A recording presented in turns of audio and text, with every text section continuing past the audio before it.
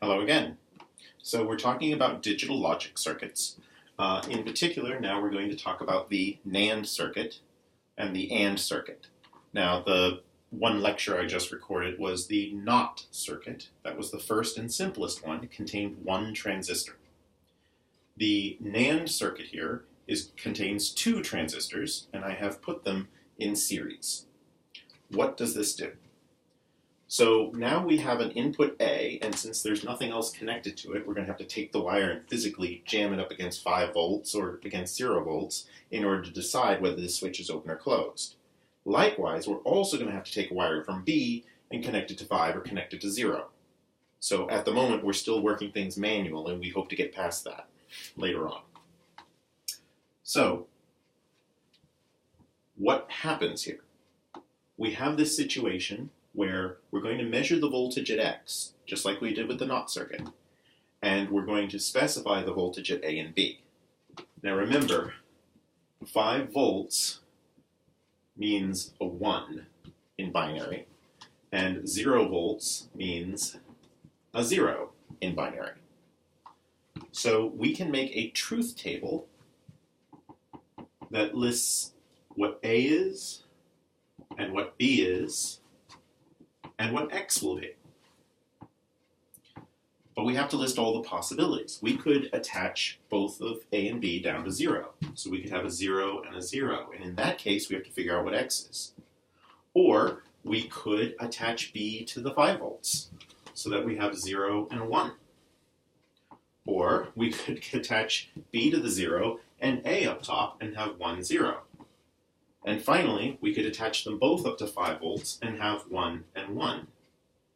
So we have 4 possibilities because we have 2 to the second power options here because we have 2 inputs. So what's going to happen at X? Are we going to have volts or not? Now remember, the main idea is if current runs, if you get a current, then you have connected X to 0 volts. So if current runs, X will be 0. When will current run? Current will run so long as this switch is on and this switch is on, so that current has to run through both of them. In order for this to be on, this has to be at 5 volts, this has to be a 1. And in order for this to be on, this has to be attached to 5 volts, it has to be a 1. So in order to get X to be 0, we need A and B to both be 1.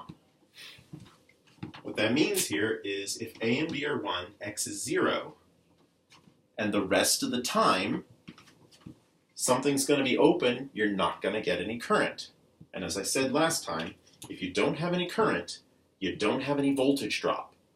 That means there's no difference between here and here. There's no difference between X and 5 volts, so X is 5 volts, which means it's a 1.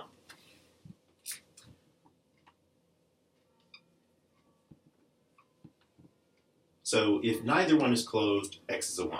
If one of them is closed, X is a 1. If the other one's closed, X is a 1. If they're both closed, then you have current running and X is a 0.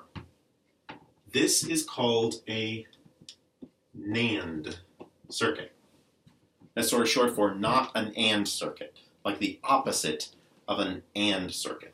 Let's see how we could make an AND circuit out of this. What we do is we add on the NOT circuit that we did last time. So let's draw that in. We're going to take X, and now we're finally going to connect a circuit to another circuit. That's going to be the control for a third transistor.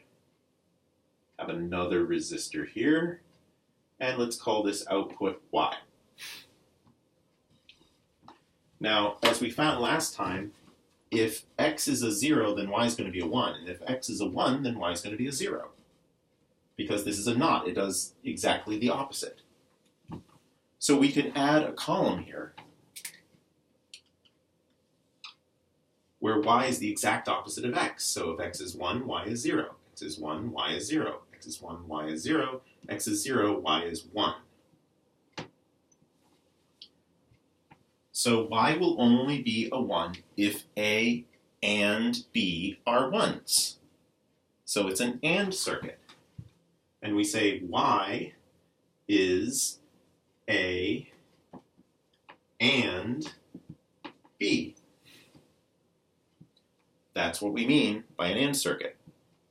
It also gets drawn symbolically.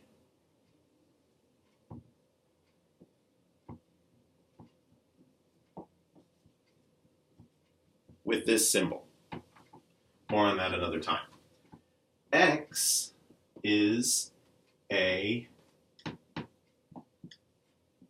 NAND B, which is just like saying X is not A and B. And by not, I don't mean, oh, it's something else. By not, I mean it is the exact opposite.